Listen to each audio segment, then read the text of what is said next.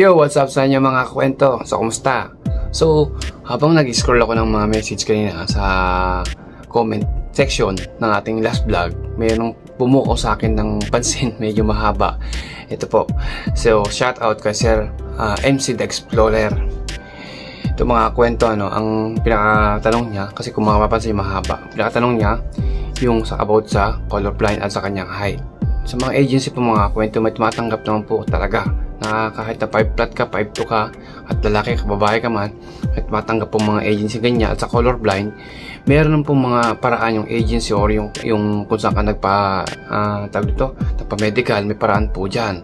Tapos ang sabi pa ni Idol ay bakit daw yung iba kahit na wala daw experience sa painter ay nakakapunta rito sa Japan. Ito yung Idol ito tatapatin na kita, i-real talk ko na ho kayo. Yung pong mga walang experience na pagdating dito sa Japan, ay pagdating sa agency ay natatanggap nila at nakakapunta rito sa Japan, yan po yung maaaring tinatawag nila na in-request ng kanilang mga kamag-anak na nandito na sa Japan na nagtatrabaho sa mga company.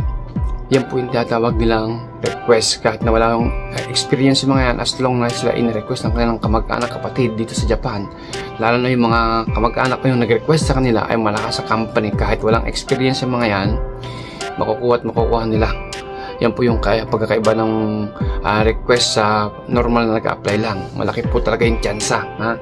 Yun po yung tanong ni Idol na kahit wala, bakit yung iba kahit walang experience sa painter ay nakapunta dyan sa Japan. Yun po yung alam pong sagot talaga dyan. Kasi kadalasan naman po sa mga agency talaga, kadalasan naman po sa mga hinahanap nila ay yung may experience na. Kagaya ng sinabi mo Idol, 2 to 3 years experience, at hindi ka papapuntahin ng agency kung wala kang experience. Tunay naman po yun. Talagang hindi ka na i-accept kung wala kang experience. Kaya kahit nasabihin mo na true walk-in ka, kapuntang agency at hindi ka nila tatanggapin, kung wala kang pong experience na may papakita, talagang hindi ko nila ila-line up. Ngayon, yung nga pong sagot ko patungkol sa iyong sabi na bakit yung iba walang experience, yung nga po yung request na tinatawag namin dito. Kung kami mga trabahador ay pwede kami mag-request dito sa aming mga company, doon po namin idadaan yung aming mga gustong taong kuhanin na makapagtrabaho din sa aming company kahit na po sila ay walang experience. So yun po. Ngayon, ang pinaka-huli pang tanong ni Idol, mahirap daw talaga kapag undergrad at yung skilled, non-skilled. Tunay po mga kwento, lahat naman po ng mga agency sa atin sa Pilipinas, ang hinahanap po nila ay yung at least high school graduate. Yan po talaga ang parang pwede nilang i-accept kahit na ikaw ay isang high school graduate. Sa lahat po ng agency, yan po talagang pagkakalam ko. Di ba nakalagay doon at least high school graduate. Tapos 18 or 21 years old pataas. Yan po yung kadalasan natin nakikita sa mga agency sa Pilipinas. Ngayon naman po, kung ikaw po ay bata-bata pa, nasa 21 ka pa lang or 22 at ikaw ay 3 year high school pa lang, so isang taon lang ho yun kay mga kakwento. Idol, tapusin mo na yung high school mo para ikaw ay makapasa sa isang unang hinahanap ng mga agency, yung high school graduate. Pag nakatapos ko ng high school graduate, yan Idol, kahit sa agency pwede ka na mag-apply kung ang hinahanap lang nila ay high school graduate.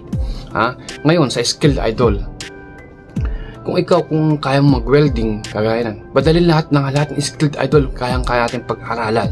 Kasi number 1 sa mga agency talaga Idol, yung binabanggit nilang skilled. Kung halimbawa, kung ang gusto mong apply, kung gusto mong maging ang trabaho dito sa Japan ay maging isang welder, maging isang painter, o di ba, maging isang carpenter.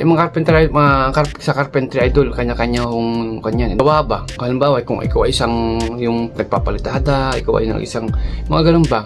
Kaya kailangan ho ng mga agency yung talagang skilled. Ngayon, kung wala ka pong skilled, naku po, mas maganda ho munang magpaturo ka muna dyan sa atin sa Pilipinas.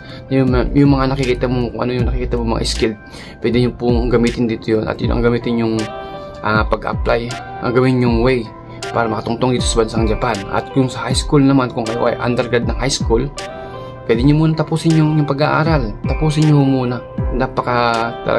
Napakahirap naman po kasi maghanap ng agency na hindi nakatapos kahit na high school grad lang. Kaya kung ako sa'yo Idol, kung may time ka pa, kung ikaw ay bata-bata pa, nasa 21 or 22 ka pa lang, at isang taon na lang matatapos ka na sa high school, tapusin mo Idol para makatungtong ka sa bansang gusto mong pag-applyan, ha? Kasi talagang nasa huli ang pagsisisi, idol, kapag talaga tayo hindi nakapagtapos. Kung talagang undergrad tayo ng high school, mahirap ang isipin, mahirap ang tanggapin na yung chance natin na makapag-apply na sa ibang bansa ay maliit na lang.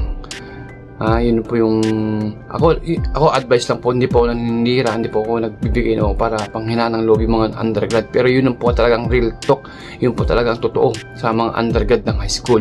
Kaya kung ako sa inyo, bago kayo mag-apply sa mga bansang apply ninyo, pilitin nyo tapusin yung inyong high school grad, pilitin nyo makapagtapos na kahit high school lang, para once na nangailangan sila ng ganung kategory ay kayang-kaya nyo nang applyan. So yun po. Ngayon sa non-skilled naman po mga kakwento, pwede po kayo mag-aral kahit na spray painter o painter o welder o carpentry or kahit anong skill kaya nyo pag-aralan mga kakwento. Mag-umpisa lang po kayo, magtiyaga lang po kayo mag-umpisa sa pinakamababa para matawag yung skill na magiging trabaho nyo rito at matutunan nyo talaga. Kasi pagdating sa mga agency mga kakwento, hindi nyo kayang lukuhin yung mga agency na kunyari kayo ay isang welder, meron po kaming tinatawag na trade test, bago pa kayo isalang o bago kayo i-line up sa inyong applyan at yung skill na gusto nyong applyan, magte-trade test or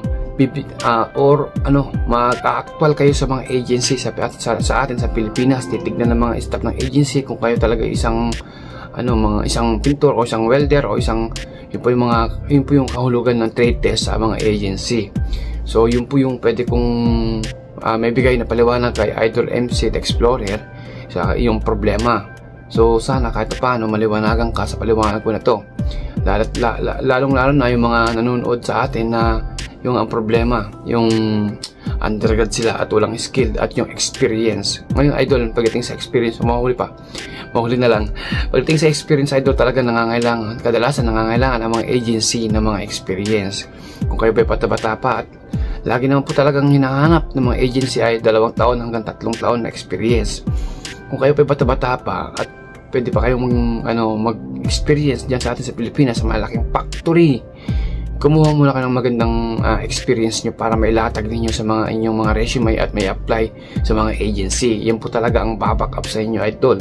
Wala po tayong magagawa kung ang gusto ng mga agency ay 2 to 3 years experience. Ngayon, pag meron kayong experience, so pwede na ho kayong mag-apply sa mga bansa na gusto nyo applyan. So yun po ang pwede kong ibigay na paliwanag o idea sa mga walang experience, sa mga undergrad, yung mga sinasabi nilang kahit walang experience ay nakakapasok sa mga company dito. Yun po yung paliwanag ko talaga sa mga itatanong. So yun lamang po. So hanggang sa muli, sana naliwanagan si Idol MC The Explorer. Salamat.